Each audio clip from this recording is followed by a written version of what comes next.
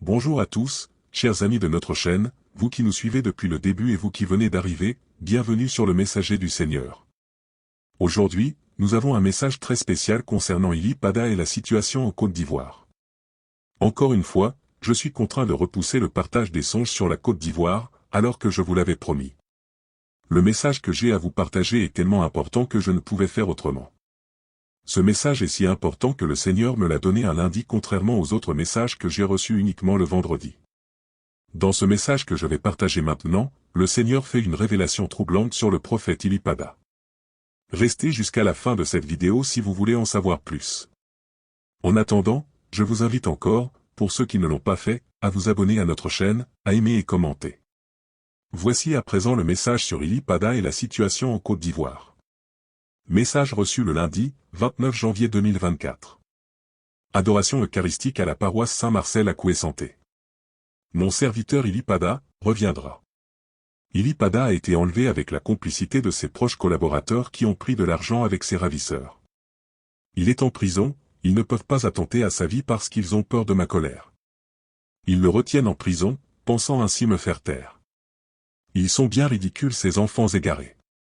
Ils ne savent pas que je parle de telle ou telle autre manière et que j'ai une multitude d'envoyés à travers le monde qui peuvent parler en mon nom, annoncer ce que j'ai prévu pour la Côte d'Ivoire. Il reviendra, mon serviteur, il reviendra parce que je suis Dieu, et aucune geôle ne peut me résister. Si je l'ai fait hier pour Pierre, Paul et les autres, je peux encore le faire aujourd'hui pour mon serviteur. Il reviendra et ma prophétie s'accomplira sur cette nation. Le monde saura que je suis Dieu. La Côte d'Ivoire parlera au monde de Dieu, la Côte d'Ivoire annoncera Dieu au monde.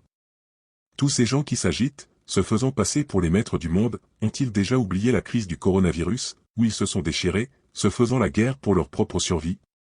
D'autres crises arrivent qui mettront à nu leur petitesse et cela n'est plus bien loin. Je viendrai mettre de l'ordre dans ma maison où Satan règne, où cet usurpateur trompe et déroute mon peuple.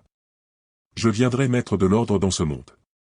Je suis Dieu et nul ne peut contre ma volonté. Ce que je dis, je le fais. C'est moi qui écris droit sur des lignes courbes. Je suis Dieu et je ferai ce que j'ai dit.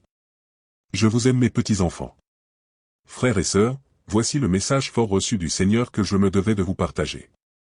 À travers ce message, Dieu nous donne une idée de qui est le prophète Ili Pada et nous dit ce qui lui est arrivé, sans oublier de nous dire qu'il sera de retour. Dans ce message, il continue de nous dévoiler le rôle de la Côte d'Ivoire, dans le renouveau spirituel mondial. La Côte d'Ivoire est une terre choisie par Dieu pour se révéler au monde, quelle grâce et quelle responsabilité.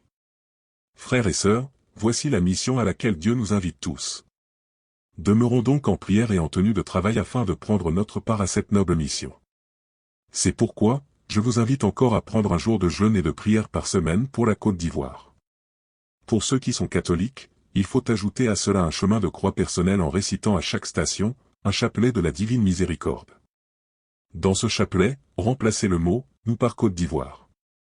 Par exemple, par sa douloureuse passion, sois miséricordieux pour la Côte d'Ivoire et le monde entier.